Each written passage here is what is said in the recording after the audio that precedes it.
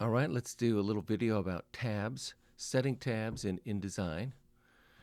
First, know that when you bring in your tabs from Microsoft Word, they're going to be too deep. The same problem is by default in InDesign, that InDesign also sets its tabs too deep. For you to better understand tabs, let's look at the tab as its hidden symbol. So if I turn on hidden characters, you can see that it's this double arrow that represents a tab. And strangely enough, I don't think Microsoft Word actually had two tabs in there, but that's the way it came in through Microsoft Word, as I cut it from there and then pasted it here. So step number one is to get rid of all these default tabs that are built in there. And strangely enough, you'll see some even right here in just a line that should just be a gap between paragraphs. But whatevs. Let's get this done real quick. And then I'm going to show you two ways to set the tabs. There's the old standard, and that is done with the tab tool. And that's a very unique and impressive tool. It's almost like a foreign stringed instrument that only certain people can play. Okay, so I've taken out all the preset tabs in this. We look at it now. You can see no tabs. Bringhurst teaches us that tabs are there to indicate that the text is flowing from one paragraph to the next. We don't have that here, so it feels like it's the beginning of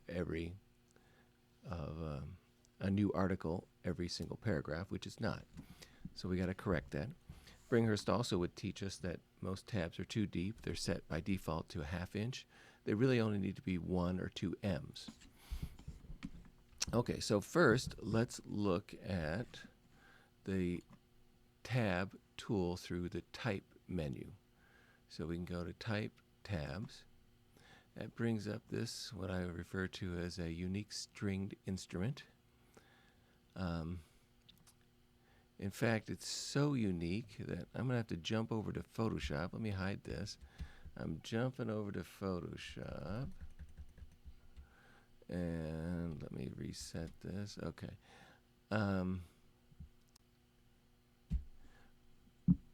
This is the part we need to move, this top triangle. That is only 1, 2, 3, 4 pixels tall. It's smaller than the arrow it is itself. That's why I say this is like a foreign stringed instrument that only certain people can play. This represents other tabs. This lower one will indent the whole paragraph altogether. Okay, so going back to InDesign now, I'm going to grab this top one. I'm going to pull it over. Oh, but that won't do anything. Okay, so first step, you need to highlight the text, and then you need to grab that top arrow, and then you need to drag it over. In this case, the type we're working with is 10 point. Well, that would make 2 M's of 20 point. So I want 20 point over here, but 1 pica is 12, so what I really need is 1.8. So let me just go over to 1.8, otherwise 2 M's, and there I have my tabs properly set. Right? So it's not too hard.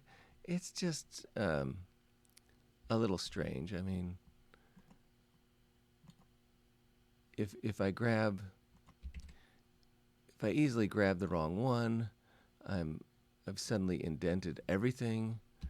That's an easy mistake to make. Sometimes people click on this and they change that. That's a second tab. Whatever. So can you use the system? Yeah, it's a little awkward. I'm going to show you another way. And the way I'm going to show you is using paragraph styles. You've already got these styles set up, one for body copy right here. So let's double click on that, go to tabs, and just like before, we need to pick this top one and move it over. In this case, 2Ms again is 1.8. If you were working with 9-point type, it would be 1.6. Okay, and now if I click OK, there the tabs are set automatically. Okay, so there's your two ways to set tabs. I suggest you use the second, and that is working through paragraph styles.